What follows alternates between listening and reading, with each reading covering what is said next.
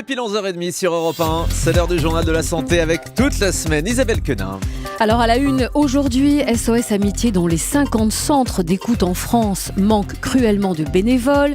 Du nouveau dans le traitement de l'obésité, la mise en vente d'un nouveau médicament, de l'espoir pour les 9 millions d'obèses en France. Et puis, Thomas, dormir nu n'aurait que des vertus. On commence donc avec du nouveau dans les traitements anti-obésité, Isabelle. Un nouveau médicament anti-obésité a reçu le feu vert pour être commercialisé en Europe, annonce faite par l'Agence européenne du médicament. Le Mysimba ou Mysimba, c'est comme vous préférez. Mysimba, il y a un côté un peu roi lion, a pour particularité Hakuna Matata. Exactement, de combiner deux principes actifs déjà connus et approuvés séparément dans d'autres indications.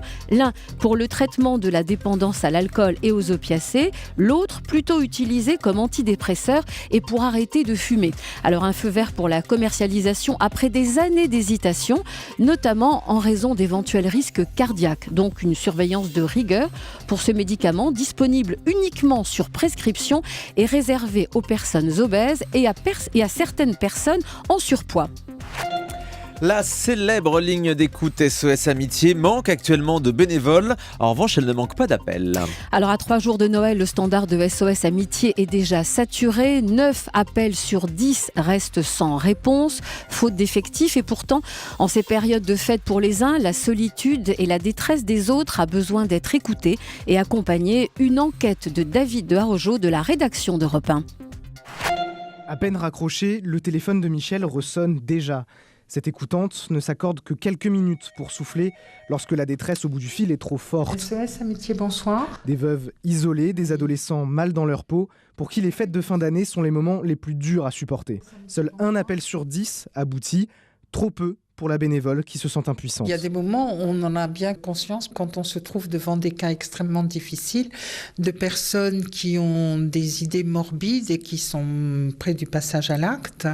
C'est des moments où les gens ont besoin de nous sentir près d'eux. Face à cette détresse qui augmente, Michel estime qu'il faudrait ouvrir des lignes d'écoute supplémentaires, particulièrement en région parisienne. Gentil. Pour les financer, SOS Amitié vient de lancer un appel aux dons.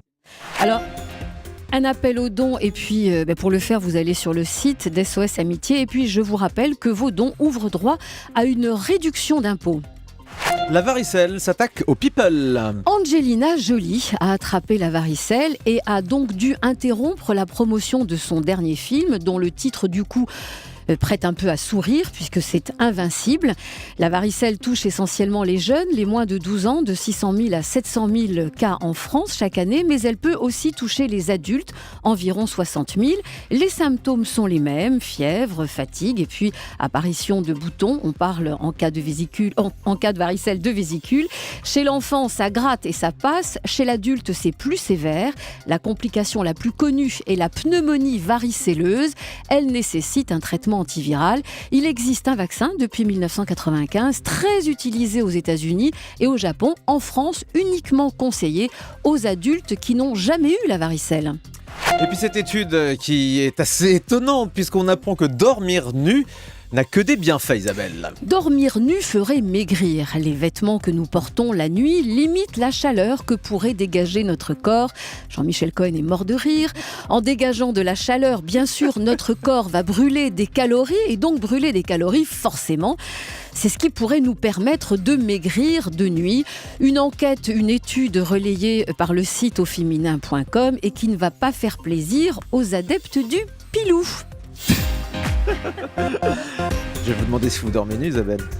C'est marrant parce que c'est pas un truc de filles. Généralement, les garçons, ils adorent dormir nus.